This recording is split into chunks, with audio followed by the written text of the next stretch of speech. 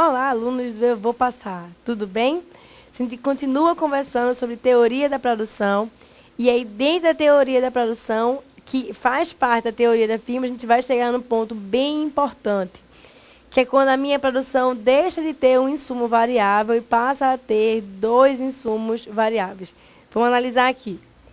A nossa teoria agora passa a ser a de produção com dois insumos variáveis. Não é mais apenas o trabalho que varia, o capital pode variar também. Como é que isso acontece? Vamos ver aqui. Imagine o seguinte. Imagine que eu tenho as quantidades de capital aqui nessa coluna, nessas linhas. Na linha 1, linha 2, linha 3, linha 4, linha 5. E tenho as quantidades de trabalho nas colunas 1, 2, 3, 4 e 5. O que é que está acontecendo aqui? Eu consigo analisar que níveis de capital e que níveis de trabalho, ou quais quantidades de trabalho e capital que eu posso ter que vai me gerar o mesmo nível de produto. Vamos ver na lousa. O que é que eu tenho aqui? Digamos, se eu usar uma unidade de capital e uma unidade de trabalho, está meio torto aqui, eu vou ter 20 unidades de produto.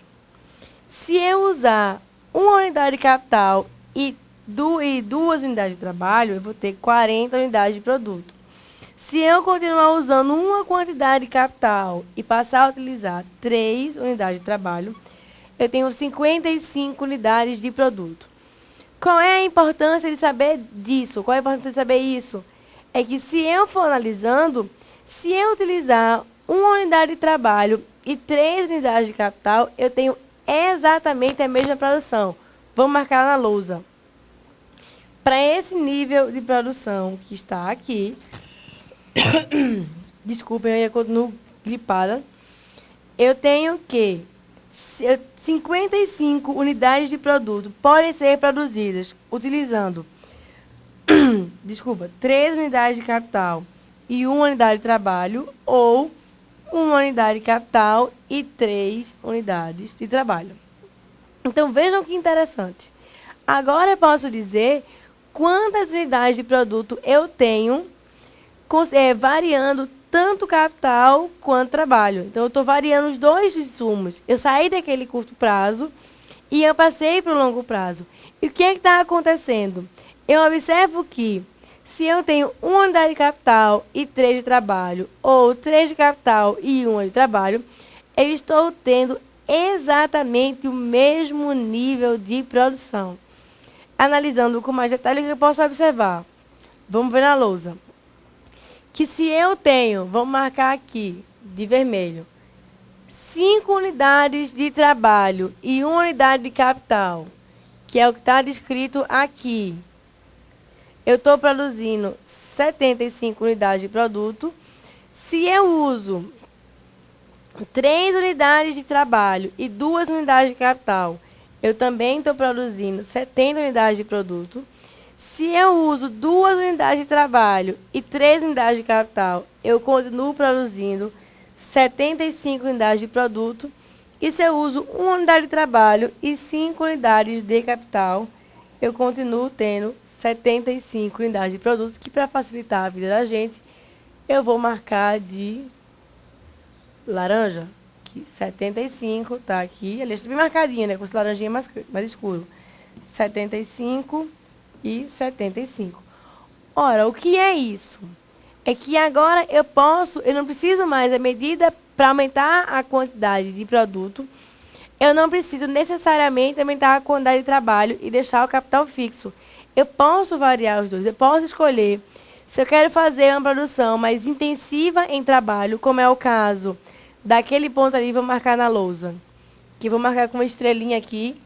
Esse ponto aqui é muito mais intensivo em capital. Por que ele é intensivo em capital, aliás, em trabalho? Porque ele está usando 5 unidades de trabalho com apenas 1 unidade de capital, que está aqui.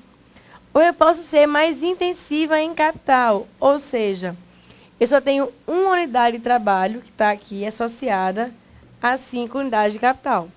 E o que é importante nisso tudo é que agora eu posso escolher se eu quero ser intensiva em trabalho ou se eu quero ser intensiva em capital. E o que é importante é que, independente do que eu escolha, eu tenho exatamente o mesmo nível de produção. Então, se eu produzo com 3 unidades de trabalho e 1 unidade de capital, ou 1 unidade de trabalho e 3 unidades de capital, eu vou poder produzir 55 unidades do bem. Se eu utilizo 5 unidades de trabalho, 1 unidade de capital, 3 unidades de trabalho, 2 unidades de capital, 2 unidades de trabalho, 3 unidades de capital e 5 unidades de capital e 1 unidade de trabalho, eu vou ter exatamente a mesma quantidade produzida. O que é importante ainda é que isso não vale apenas para 55, 75. Isso vale também para 90, vamos ver na lousa, é só olhar 90. Isso vale para 85, isso vale para 100, 105, 115 e assim sucessivamente. Vamos marcar na lousa alguns parezinhos, só para ficar mais claro. Eu tenho aqui, ó, 85 e 85 ligados, 100 e 100 ligados, 105 e 105 também ligados, 115 e 115 que também estão associados. Então, vejam que eu tenho várias combinações de insumos que vão me gerar a mesma quantidade de produto. Por que isso é interessante? Porque isso me leva a uma outra definição em teoria da produção, que é o que a gente vê agora. Vamos ver na lousa. Essa definição se chama de isoquantas. O que são as isoquantas? São curvas que representam todas as possíveis combinações de insumos que resultam no mesmo nível de produção. Então, qual é a quantidade de trabalho e de... Quais são as quantidades de trabalho e de capital que vão me dar o mesmo nível de produção? Vamos ver na lousa alguma coisa importante. O que eu preciso compreender aqui nessa definição? Que iso significa mesma e quantas significa quantidade. As isoquantas são curvas que apresentam possíveis combinações de insumos que resultam no mesmo nível de produção ou no mesmo nível de produto. Isso aqui, essa parte de mesmo nível de produto, é a informação mais importante que a gente tem até agora. Elas determinam o mesmo nível de produto. E aí, qual é o formato dessas isoquantas? Vamos ver aqui. O formato das isoquantas é esse aqui. E aí você vai me perguntar, mas professora, principalmente quem fez teoria do consumidor, as isoquantas têm o mesmo formato das curvas de indiferença? Sim, exatamente. Para quem fez teoria do consumidor, vai observar que as curvas de indiferença estão para o consumidor, assim como as isoquantas estão para o produtor. Qual é a diferença entre elas? Qual é a diferença entre isoquantas e curva de indiferença? É que a curva de indiferença está associada à satisfação, que é uma medida abstrata, e as isoquantas estão associadas a um nível de produção, uma medida muito mais específica. E aí, vamos analisar aqui. O que eu tenho na lousa? Eu tenho aqui, lembra lá do vermelhinho? Eu tenho aqui, eu posso produzir 55 unidades de produto utilizando 3 unidades de trabalho ou 1 unidade de capital, que é o que está nesse ponto D. Eu posso produzir utilizando 3 unidades de capital, 1 unidade de trabalho, é o que está aqui no ponto A. E aí, todos os pontos ao longo dessa curva de isoquanta vermelha vão estar associadas necessariamente ao mesmo nível de produto. Eu tenho o mesmo nível de produto em A e em D ou em qualquer ponto intermediário que esteja sobre a curva. A mesma coisa vale para a isoquanta que está em laranja, que está associada à quantidade Q2. A mesma coisa vale para a isoquanta amarela, que está associada a Q3, igual a 90. Então, vamos lá na lousa. Todos os pontos que estão sobre a mesma isoquanta, aqui, aliás, vou marcar aqui, rosa. Aqui, B. Se eu tivesse algum outro ponto aqui, todos esses pontos estariam associados exatamente ao mesmo nível de produção, necessariamente. Qual é a característica disso? É que imagine que eu tenha 3 unidades de capital. Vamos lá na lousa de novo. Imagine que eu coloco aqui fixo que eu tenho 3 unidades de capital. Eu posso ter 55 unidades de produto se eu estou no ponto A. Eu posso ter 75... Aliás, se eu estou no... Devagar, vamos lá de novo. Se eu tenho 3 unidades de capital, para ficar mais simples, eu posso produzir 55 unidades, desde que eu tenha um funcionário fazendo isso, ou uma unidade de trabalho.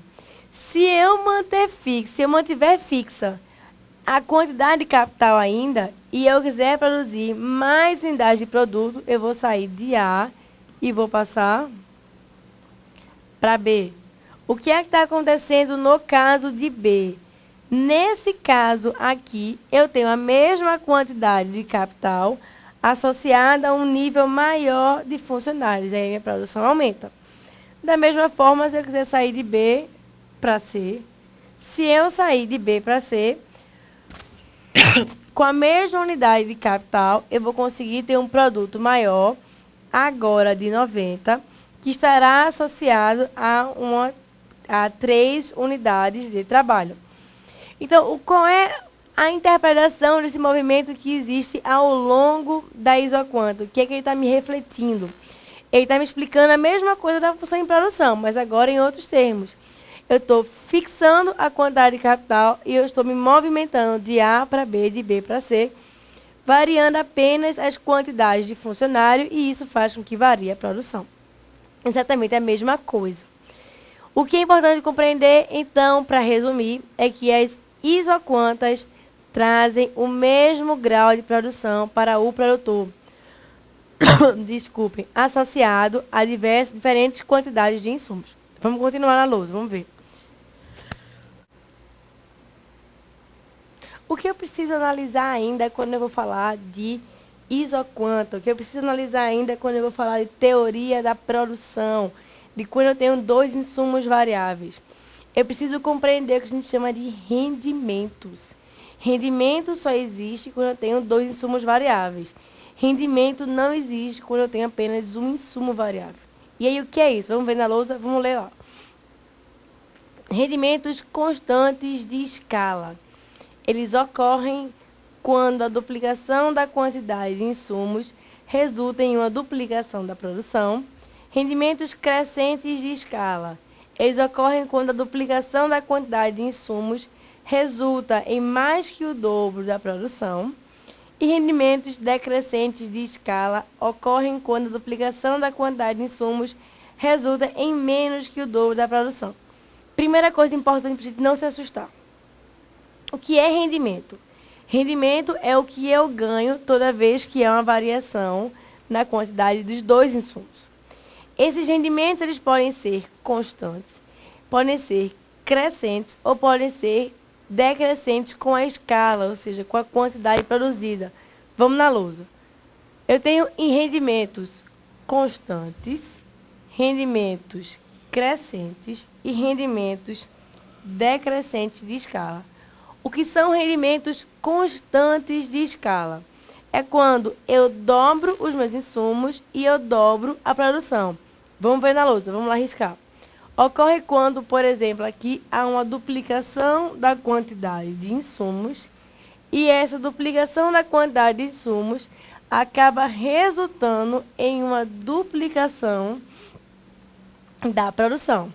Mesma coisa, você fala, não, mas se triplicar os insumos, triplica a produção. Se quadruplicar os insumos, mesma coisa para a produção. Qual é, então, a ideia de rendimentos constantes de escala? Se eu multiplicar os meus insumos por qualquer número, eu multiplico a produção por esse número. Ou seja, se eu multiplicar os meus insumos por 10, eu vou multiplicar a produção por 10. Essa é a ideia quando eu falo de rendimentos constantes de escala. O que são rendimentos crescentes de escala? É quando, vamos ver na definição, ocorre uma duplicação da quantidade de insumos E isso resulta em mais que o dobro da produção. Ou seja, eu vou multiplicar os meus insumos por 2 e a minha produção vai aumentar mais do que 2. Digamos 3, ou 2,5, ou 2,1, ou o que quer que seja, desde que seja maior do que 2. Se eu multiplicar por 3, desde que seja maior do que 3. Essa é a definição quando eu falo de rendimentos. Por fim, rendimentos decrescentes de escala, eles implicam que, quando há uma duplicação dos insumos, haverá uma variação menos que proporcional do produto. E aí eu tenho rendimentos constantes, crescentes e decrescentes de escala.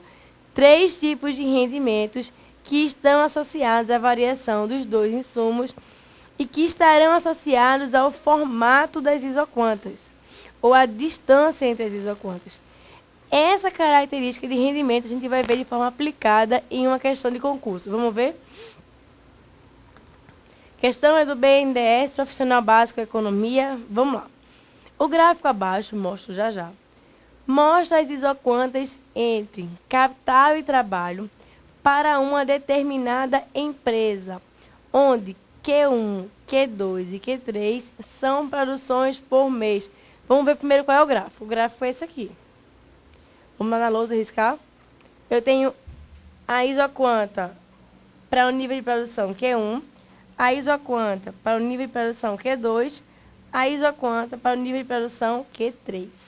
Então, as produções associadas ao nível de capital e ao nível de trabalho mensal. Vamos voltar lá. E aí ele pergunta, considerando o gráfico abaixo, pode-se concluir que, primeiro, há rendimentos crescentes de escala. Segundo, capital e trabalho são substitutos perfeitos nas faixas de quantidades mostradas no gráfico. Terceiro, a empresa é intensiva em capital. Quarto, a inclinação das isoquantas sugere que capital é mais produtivo. Quinto, a função de produção da empresa é de proporções fixas. Vamos responder cada um, vamos ver o que é que está certo, o que é que está errado em cada um desses itens. Vamos analisar lá. Fazendo de baixo para cima, a letra E diz que a função de produção da empresa é de proporções fixas. O que é que eu tenho quando a função de produção é de proporções fixas? Vamos lá na lousa. Se a função de produção fosse de proporções fixas, que é o que está aqui, as minhas isoquantas seriam iguais às isoquantas dos bens complementares perfeitos, no caso do consumidor. Então, se eu estou falando de produção, onde os meus insumos são complementares, ou são de proporções fixas, eu necessariamente terei curvas de isoquanta que fazem ângulos retos, como que está apresentado ali. E aí, nesse caso, vamos só marcar na lousa. A alternativa aqui, ela é falsa, ela está errada. A alternativa está equivocada. O que diz a alternativa D? Diz que a inclinação das isoquantas sugere que o capital é mais produtivo. Vamos analisar aqui na lousa. Do jeito que está aí, a isoquanta não está me dizendo se o capital é mais produtivo ou não. Eu nem tenho como dizer isso com as isoquantas. Então, nesse caso, não há nenhuma sugestão de que o capital seja mais produtivo ou do que o trabalho seja mais produtivo. Voltando na alternativa, o que eu tenho? Que a inclinação das isoquantas não sugere que o capital é mais produtivo. Não há nenhuma evidência para isso. Marcando a alternativa D, ela é falsa. Da mesma forma, a alternativa C também é equivocada, quando ele diz que a empresa é intensiva em capital. Não necessariamente. Não tem nada que identifique que a empresa é intensiva em capital. Vamos marcar lá. A alternativa C também é falsa. A alternativa B diz o seguinte: trabalho e capital são substitutos perfeitos nas faixas de quantidades mostradas no gráfico. Essa é a alternativa correta. Por que a alternativa correta? Porque assim como na teoria do consumidor, os bens substitutos possuem curvas de indiferença negativamente inclinadas, e são linhas retas na função de produção. Quando eu tenho bens, insumos, substitutos perfeitos, as isoquantas serão linhas retas. Vamos lá na lousa. Nesse caso aqui, o que é que eu tenho? Que para que os bens sejam substitutos perfeitos, as isoquantas têm que ser linhas retas. É exatamente o que é mostrado no gráfico, a gente vê aqui. A alternativa correta é a alternativa B. E aí, onde é que está o erro da alternativa A? Ele diz que há rendimentos crescentes de escala. Como é que eu consigo ver rendimento em isoquanta? Simples demais. Vamos ver no gráfico. Vamos lá para o gráfico. Cada vez que eu tenho aqui esse Q1, passei para Q2, passei para Q3. À medida que quanto mais próximo for uma isoquanta da outra, quanto mais juntinhas elas estiverem, por exemplo, assim, se fosse retinha, maior será o rendimento de escala. Quanto mais distantes estiverem as isoquantas, menor será o rendimento de escala. Então, veja, vamos na lousa de novo. Eu estou desse ponto, dessa isoquanta para cá, olha a distância que eu percorri, daqui para cá. Quando eu aumento a produção, veja a distância que eu tive que percorrer. Então, nesse caso, o que acontece? Para eu variar a produção, eu mais, digamos, dobrar a produção, eu mais que dobrei a quantidade de insumos. Então, quanto mais distantes estiverem as isoquantas, quanto mais distantes elas estiverem, menor será o rendimento de escala. Então, no caso gráfico, elas estão em rendimentos decrescentes de escala. Se a distância é exatamente a mesma, eu estou em rendimentos constantes de escala. E se a distância ela é menor, ela vai diminuindo, eu estou em rendimentos crescentes de escala. Vamos ver isso na lousa para ficar bem reforçado. Eu tenho aqui esse e esse. Essas três curvas estão aproximadamente em rendimentos constantes de escala. Se eu tenho isso aqui, esse e esse, o que eu observo? Que elas estão em rendimentos crescentes de escala. Porque eu daqui para cá, de A para B, eu tenho uma variação maior, de B para C eu tenho uma variação menor, tenho um espaço menor. Então, à medida que a produção cresce, diminui a minha distância das isoquantas, eu tenho as isoquantas em rendimentos crescentes de escala. Então, no caso do gráfico, eu tenho um rendimento decrescente, e vamos marcar na lousa. A alternativa A está falsa, sem correr muito, porque não há rendimentos crescentes de escala. Vamos riscar lá. Há rendimentos decrescentes de escala. Alternativa A, também uma alternativa falsa. Com essas definições, com essas explicações sobre rendimento de escala e sobre isoquanta, a gente começa agora a analisar a produção na ótica de ganhos. À medida que eu aumento, que eu vou produzindo mais, eu vou tendo menores custos.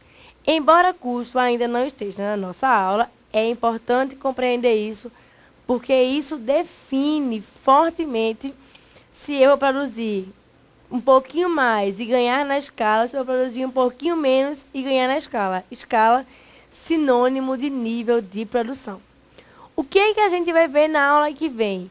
Que à medida que eu quero trocar capital por trabalho, eu tenho uma taxa que mede essa troca. Assim como eu tenho a taxa marginal de substituição, que mede o quanto o consumidor quer abrir mão de um bem para ganhar mais do outro, na empresa eu tenho a mesma taxa, sendo que ela é chamada de taxa marginal de substituição técnica. Essa taxa marginal de substituição técnica e quais são as suas implicações para a vida do produtor é o que a gente vai ver na próxima aula. A gente se encontra bem em breve. Até lá.